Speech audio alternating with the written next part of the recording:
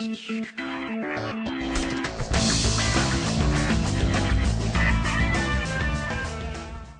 everybody, welcome to Expository Dialogue, the show where we take headlines from the world of entertainment and poke holes through them, much like an AI mob in Grand Theft Auto. I'm Nicholas, the video game correspondent for Idiomatic. And I am Dimitri, editor-in-chief of Idiomatic.com and movie critic.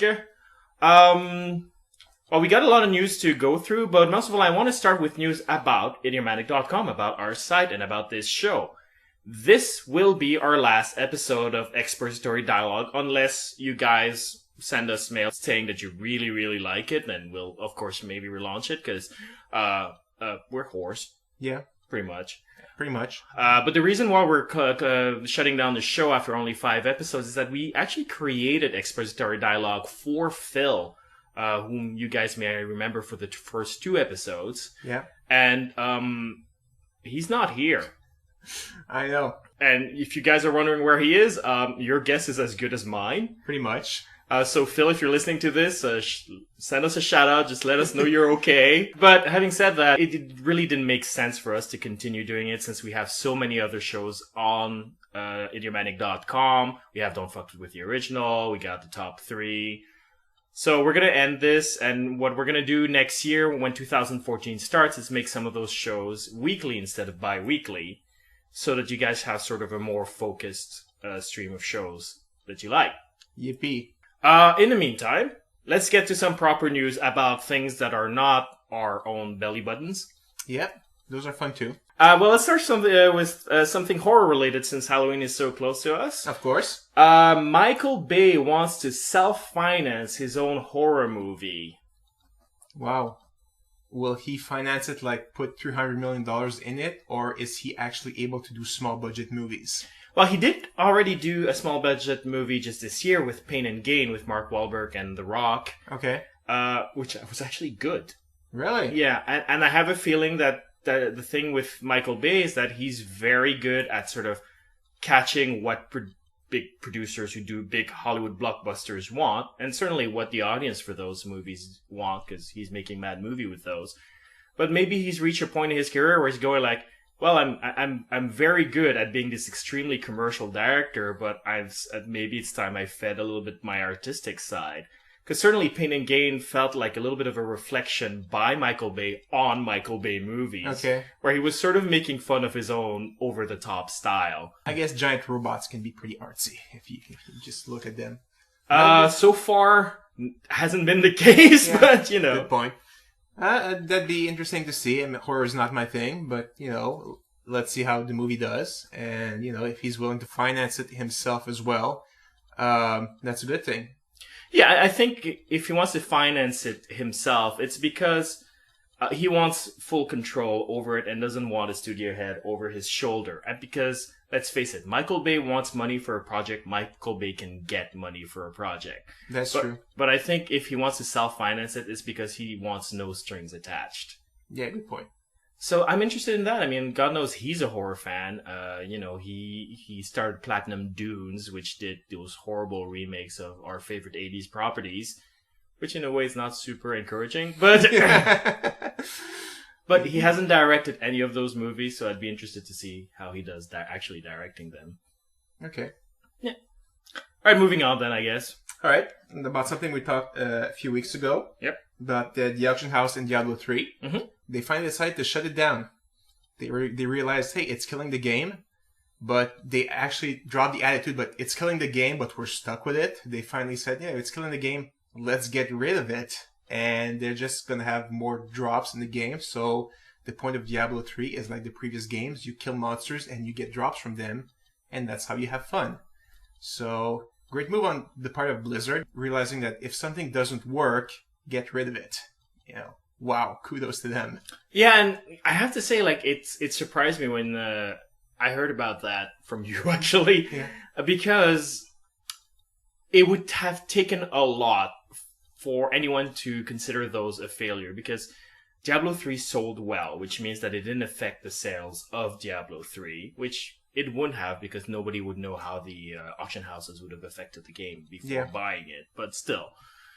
And so it was sort of like, unless it's particularly expensive to manage, which I don't see how, even if nobody went to the houses, it would be like, if even one person buys shit there, well, that's $5 you got there that you wouldn't have if you didn't. Like, it would take really, really low sales for them to see a loss there.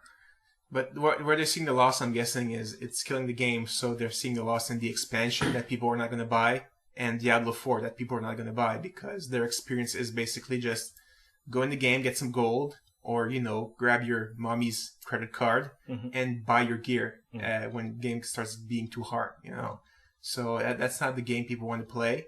And they figure, well, people are not going to want to play that in the expansion either. So they're moving away from it. And if that's the case, I think that's really wise, like you said, because a lot of companies would have waited for the expansion not to sell, or for Diablo 4 not to sell before going like, oh, something's wrong. And they're going like, well, let's fix the problem before that affects our sales for our next product. That's forward thinking. You want that in a company. And I feel these days, especially in entertainment companies, we don't get that enough. That's a good point. Well, since we were talking about things shutting down, I want to talk about another Halloween-themed story. Eli Roth's Goretorium in Las Vegas is closing down. Now, for those of you who don't know what the Goretorium is, it's sort of a deluxe haunted mansion that he set up in Las Vegas on the Strip. He poured a lot of money in it. Yeah. I got a chance to see it. Oh, that's pretty cool. Yeah, I got a chance to go to it, and I liked it. Like, I had a lot of fun in it. I'm sure your girlfriend didn't have you. She didn't follow me. She went like, you go ahead, have fun, buddy. Yeah, that's the problem with those things, though. You only get half the market. Actually, it's funny. They assemble you in small groups, and the people that were in my group, they were a couple, really nice people. And, the guy managed to drag his girlfriend there. Oh, nice. And she was so resentful, which made the experience so much more fun. Nice. Because she was like, I hate you, I'm going to kill you for putting me in here. Because this stuff, like the Goretorium, I'm so sad that it's closed because it is genuinely scary.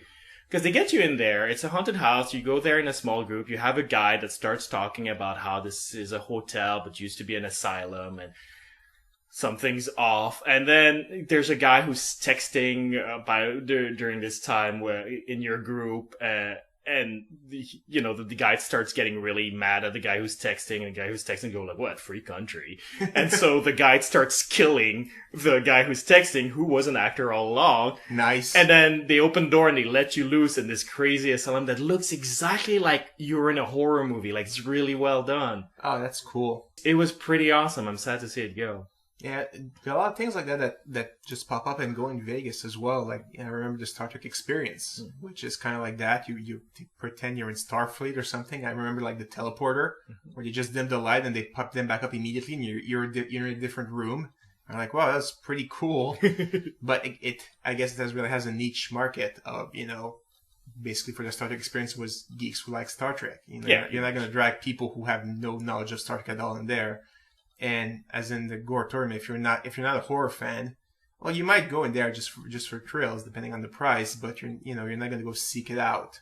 Although I would think that horror is a lot more popular than Star Trek, and Star Trek stayed there for like a couple of years at least. Yeah, actually, I would think the opposite. I think Star Trek is probably more popular than horror, to be honest. Yeah, I think so, because Star Trek is huge, And you don't have to be a hardcore Star Trek fan to just, I like spaceships and stuff, I guess. Whereas horror fans, if you're not a horror fan, you tend to reject the whole thing. I don't know. I'm not a horror fan, but I like haunted houses. I wouldn't mind being, scared once in a while. I wouldn't go there every day, but, just, hey, this is cool. Let's try it out. I would do it. Because, that's the only thing you can do in Vegas because I hate gambling. So I would go for a spot like that and like, hey, haunted house. Cool. It's probably better than the haunted house we have here at Six Flags, which is like... so bright that you can see everything coming. It's like, there's going to be a skeleton there. Yeah. No, that's terrible. No. That stuff was like, it really, like, they built an atmosphere. It wasn't just like, here's a black cardboard corridor with things that go boo. Like, no. You were in an asylum. There were windows, there were walls, there were ceilings, fans, and pipes. Like, it was a real production. That seems like really cool. Now, when is it closing down? I need to get to Vegas ASAP. I recommend it, dude. But I think you nailed it earlier when you said depending on the price tag. And I think that's where they went wrong. It is $25 to get in there. it is a maybe 15 to 20 minute experience if you take your sweet time.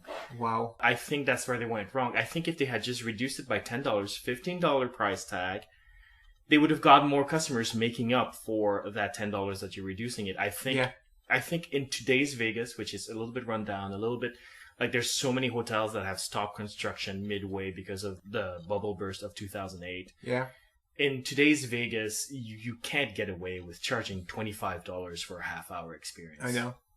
I mean, Vegas is going really cheaper and cheaper and cheaper. So, and they're really focusing on cheap or free shows. Like, with the Treasure Island that, there's the whole pirate shit that happens, in front that, that's free. And, it's great. It does publicity for the casino. At the Bellagio as well with the water. It's very simple. It's just water, spouts like that. It's free. People like that because they can just walk there and it's like they can see it. So charging $25 for it, that's, it's a little expensive, honestly. Yeah, I agree. And one thing I feel that Eli Roth, as a director and movie producer, should have done is come out with a movie called Goretorium to sort of create publicity and synergy for his new endeavor in that. I think he missed the ball on that one as well. Yes, that makes sense. But enough telling people who are much richer and more successful than I how to run their business. Yep. Well, I'm going to do that. My turn now. Pokemon X and Y, the new Pokemon. It's a huge craze. Pokemon fans are going crazy. Now you can mega evolve your Pokemon. Like Charizard, the last evolutions. You can evolve them even more now. So it's like super exciting for people. It's again a big world. And so it's a huge game. It's going to be a huge hit, obviously, because it's Pokemon. And what I thought was interesting is that Skylander, which is a game that's basically kind of the same concept as Pokemon, except it's with actual figures instead of like video game animals, they decided to release their stuff the same week. Are you allergic to making money or something? What the hell's happening here? It's not uncommon for companies to do that. Like in TV, they do it all the time. They'd put their biggest show and try to put it at the same time slot as the other network's biggest show to try to dislodge it. Yeah. But in TV, it makes sense to me because there's a limited number of time slots. And if another network is dominating a certain time slot, that means whatever show you're putting there is not doing well. Yeah. So you want to own all the time slots, so you put your highest players and you knock down the opponent. It makes sense. Yeah. But in a market where it's just people buying stuff and you can release it at different dates and people can buy them at different dates, why do you want to dislodge the other guy? You're hurting your own industry by doing that. Instead, you could both enjoy a really good weekend, but like 2 weekends in a row, you know? Especially since Pokemon came out like 12th of October. Yeah. Release it like 2 months later in the Christmas season. It would be perfect, Perfect for Christmas. People are getting a little bit tired of Pokemon and, hey, look, this is coming out. Perfect for Christmas. And he gets the parents buying it too. I don't get their logic there. Although, now we know Pokemon is the big dog here. Yeah. And Skylander is the underdog. Yeah. But Skylander is the thing that looks more like a toy. It has little figurines that you can put on a plate there. And they're collectibles. They look like figurine toys. That's their thing. Yeah. What if their strategy is that all the parents are going to line up to buy the Pokemon thing when it opens, and then they're going to run out, as they do every year. Yeah. And then the parents going, I got to get something for my kid for Christmas. And go like, that looks like a toy. That looks new. That's a video game. It looks like a Pokemon, sort of. I'm going to get that because it's the next best thing. What if that's what their strategy is? The strategy is to get the crumbs of the leftover of the other company. Those are major leftovers, though. That is true. We don't know the numbers, but if the leftover numbers are actually higher than their expected numbers, otherwise, it would certainly explain it, especially with Disney's Infinity that came out. That's totally like kicking Skylander in the nads, going like, oh yeah, we can do the same exact thing. Go. You know what I mean? Yeah, it's true. We can do the same exact thing, but better, because people know our characters, Yeah, pretty much. So, good point. Oh my god. Yeah, it'll be interesting to see what works and what doesn't. It's too soon now for the numbers. I have no worries for Pokemon at all. Oh. I know that's going to do gangbusters, but Skylander is going to be interesting to see with the new competition and the release at the same time as Pokemon. in the long run, they might, they'll do it. But right now, I don't know if they're aiming for, this quarter's number. I'm not sure it's going to work that well for them. It'd be interesting to see what it is they're hoping for. Because I can't believe that they're hoping to beat Pokemon. Because that's not going to happen. Yeah, that's never going to happen. Like, just to give you an idea, people, like, in terms of international sales, at least, like in Japan, in Tokyo, they have Poke Centers left and right in various districts, which are like stores with like crazy Pokemon merchandise, and where kids can also bring their portable like Nintendo DS or Game Boy, whatever, and like plug it to an exclusive arcade machine and sort of evolve their Pokemon and do stuff with their Pokemon. Like, that's how popular Pokemon is, that they can get away with such a business. Stores specific for that one video game. It's not even a GameStop or something. It's just this store for Pokemon, and that's it. Yeah, that's crazy. Yeah, that's it. It's the big dog, no question about it. Yeah. All right. Let's see. Other story that's bound to get your hair raising, because that's my theme this week. All right. There's one. Harrison Ford is in talks for a Blade Runner sequel. Now wait for it. Okay. And has stated that he would be in a New York Minute for Indiana Jones Part 5. That's crazy. First of all, the Blade Runner sequel, he's a little old for that. Well, the thing is that at least one of the 17th versions of Blade Runner intimated that he's probably a cybernetic being himself. Yeah. How does he get old? Yeah. So if he plays it, they're going to have to change it so that he was not a cybernetic being. Actually, he was just, a regular person, and have him do some detective work again. That he plays a good detective. I'd watch it, and if they manage to make something that's really, really cool looking, which I guess would probably be ruined by CG at this point. I'm really worried about that. I might check it out, but I'm really worried about it being ruined by CG. Honestly, I really like the look of the original Blade Runner, but it was set and was, small scale stuff, and it looked spectacular. It'll look fake on the computer. Having said that, I think Ridley Scott is going to be directing. Okay. And Ridley Scott, who directed the original, of course, has remained, even to this day, a terrific visual director, because he started as a set director. Yeah. And he hasn't changed. Like, if you look at Prometheus, his most recent movie, it is absolutely gorgeous. Okay. So I don't think he's lost his touch in terms of visuals. He hasn't fallen into that trap of going all digital without thinking of how it actually looks to the human eye. He has much more care about that. So, truth be told, I'm not that worried about that aspect. That makes sense. I'm just tired of directors sort of reminding their old stories. I wonder if it's really worth revisiting Blade Runner that much. Now, Indiana Jones 5, my guess is he just wants to do it so that Shia LaBeouf doesn't take his spot as Indiana Jones. That's all there is. Because he hates LaBeouf. So... Well, he told him off. I don't know how much he hates him. He told him off, but still, it's... Because, Harrison Ford has a history of picking fights with everybody as well, so... That's true. And including George Lucas, so at least you can tell that he doesn't hold a grudge. Yeah. But George Lucas and Harrison Ford had their falling out as well. So, I don't know. Here's the thing. I'm less concerned about how much Harrison Ford hates Shia LaBeouf's performance in Indiana Jones 4 as much as how much I hated Shia LaBeouf's performance in Indiana Jones 4. I really don't want to see Mutt Williams ever again. Maybe he won't be in there. Hopefully. All right, let's move on. All right. I'm going to talk a little bit here and put myself on my high horse here. Grand Theft Auto 5 came out. It's gay? No. Not in that sense. Okay. No.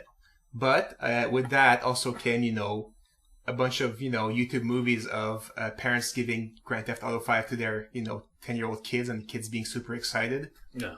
It's rated M for a reason, okay? It has people shooting people. It features, you run over people with your car. You meet up with hookers and have sex. Oh, it glorifies every aspect of crime. That's sort of the point of Grand Theft Auto. Don't give that to your kids. Seriously.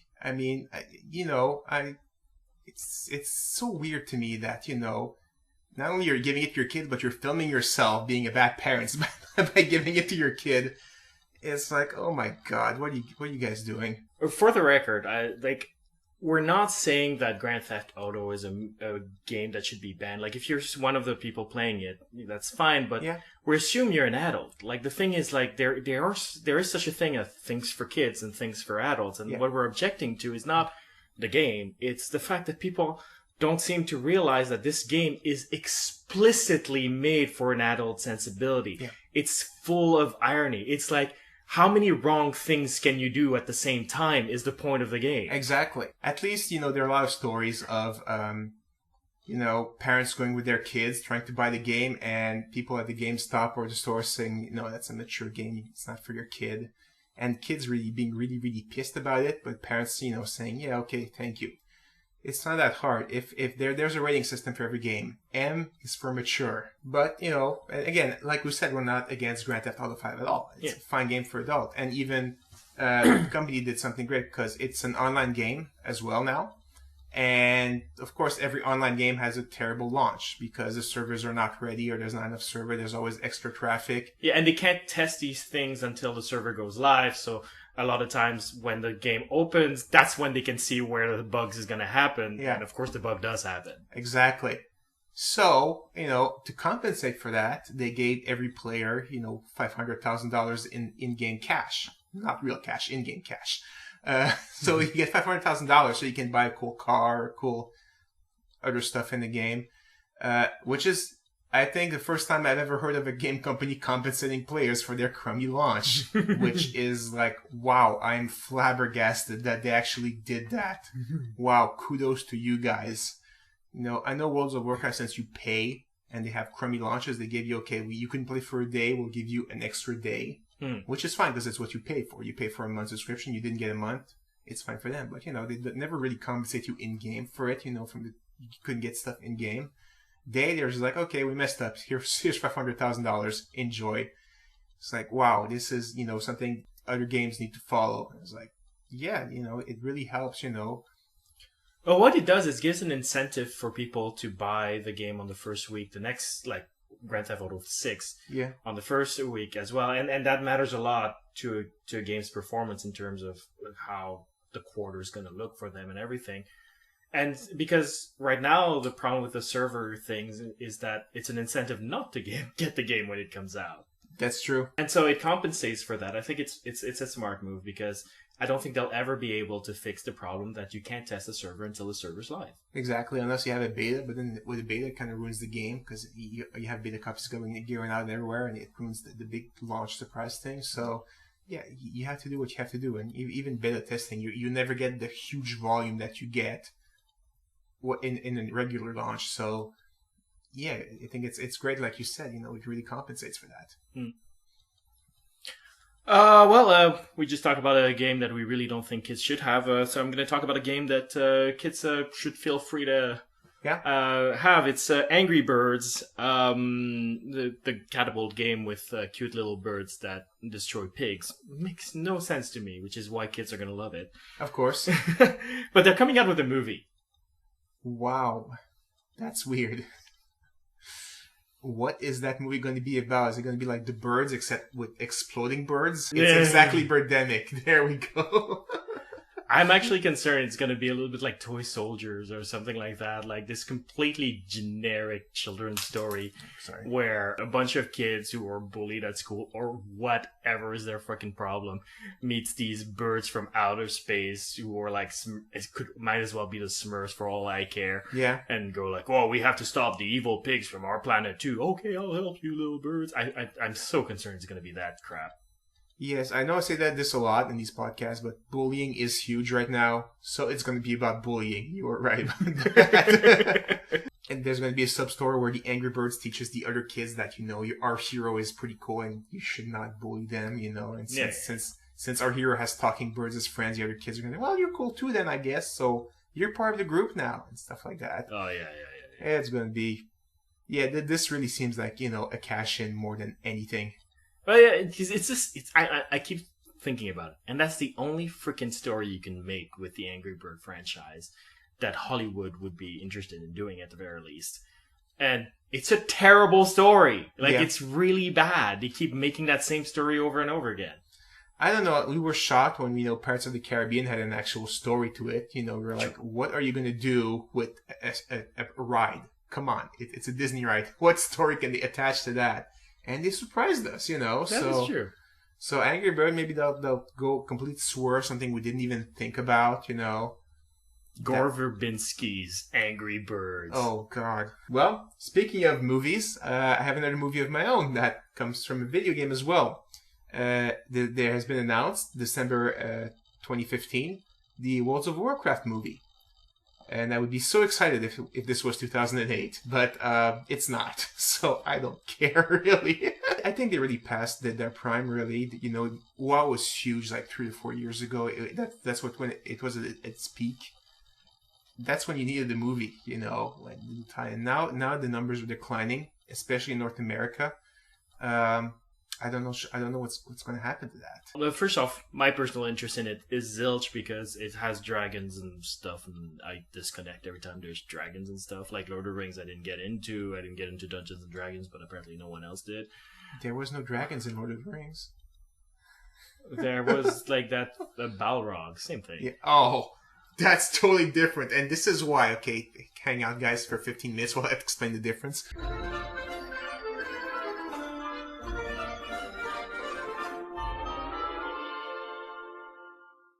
So we cut Nick explaining the difference, and I didn't care. So that's what it comes down to. So, like, in terms of personal interest, I couldn't possibly care less. But having said that, yes, you're right. It is probably past its prime. At the same time, like, I think that the people who used to like World of Warcraft and sort of disconnected over the years, mostly because of issues with the way Blizzard Entertainment has been managing the franchise, are still going to be interested in the mythology of it and are still going to go see the movie even though they stop playing the game, even if out of nostalgia. Okay. So I think in terms of the movie itself, it's not a net loss or anything like that. Yeah. Having said that, I do agree with you that you're losing out on synergy at the very least, Yeah. It is true that Blizzard had that project going on for a very long while, but they didn't want, to rush it, to screw it up, make like Super Mario Brothers or something like that.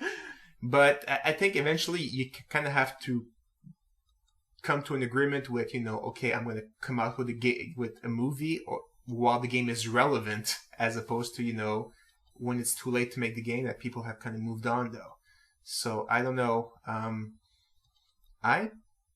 It really depends. I would check out the preview and see where it goes. If they do kind of an origin story, well, I kind of know those stories, so I would totally not be interested in. If they do like a continuation of where the game is, I don't really like that because it's not fair to people who just want to play the game. All of a sudden, you're like, okay, now you're at this point of the game, go see the movie, come back, and you'll get where we're at after this. It's kind of weird. So I hate it when they come out with World of Warcraft novels to explain certain things in the game. It's like, I'm not reading a book. That's why I play video games, because I don't want to read books. So it's just weird to me. Wow! Can't wait, for 50 Shades of Grey the game. That's going to be awesome. That's why synergy is easy to talk about, but actually very difficult to achieve, because it takes time to make a movie, and it takes time to make a movie that's actually good. And God, Lord knows, like, video game franchises have not had the best of luck with those. That's true. So you can understand wanting to take your time and trying to get the right thing, but like while you're trying to figure that out, time is passing by and your window of opportunity is slowly closing. Yes.